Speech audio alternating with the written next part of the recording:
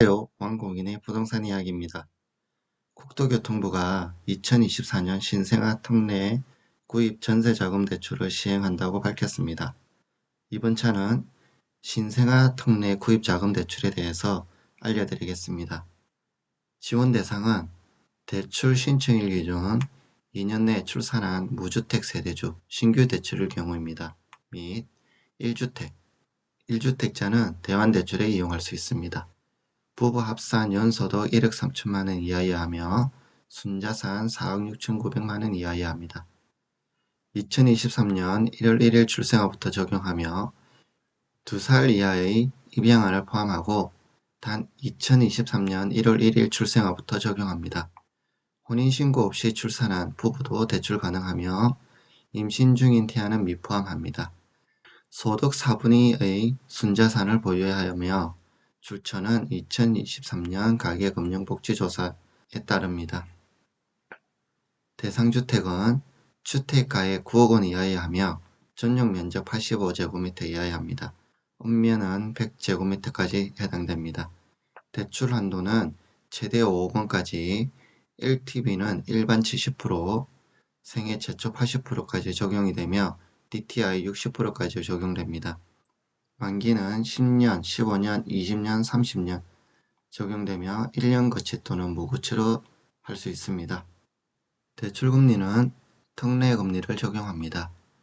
특례금리 적용 종료 후 금리 변경이 되며 특례금리는 소득 만기에 따라서 1.6에서 3.3%까지 5년간 지원하며 1자녀 기준입니다.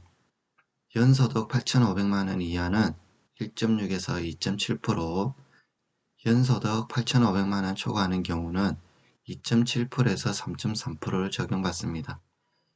특례금리 종료 후에는 연소득 8,500만원 이하는 기존 특례금리에서 0.55%를 가산하고 신혼부부 디딤돌 대출 최저 2.15% 수준으로 가산합니다. 예를 들면 기존 최저 1.6%에서 0.5%를 가산한 2.15%를 적용합니다. 연소득 8,500만원 초과는 대출 시점의 시중은행 원리변금리 중 최저치를 적용합니다. 예금은행 가중평균금리와 가계대출금리 중 작은 값을 적용합니다.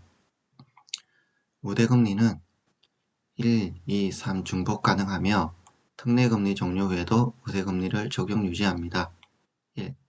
기존 자녀 1명당 0.1%, 대출 신청일 기준으로 하며 출생 후 2년을 초과한 자녀를 말합니다. 추가 출산 1명당 0.2%, 3. 청약 종합저축통장 가입 5년 이상인 경우 0.3%, 10년 이상인 경우 0.4%, 15년 이상인 경우 0.5%를 적용하며 신규 분양은 0.1%, 전자계약 매매인 경우 0.1%를 적용해줍니다.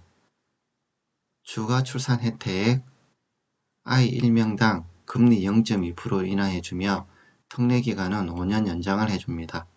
단, 금리 하한선은 1.2%이고 특례기간 상한은 총 15년입니다.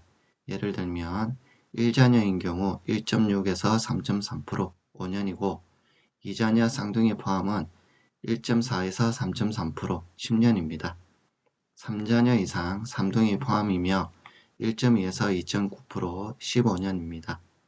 대환은 주택 구입 자금 마련 용도의 기존 주택담보대출에 대한 대환인 경우입니다. 1월 29일부터 신청 접수를 받는다고 합니다. 많은 혜택을 누렸으면 좋겠습니다. 2024년 새해 복 많이 받으십시오.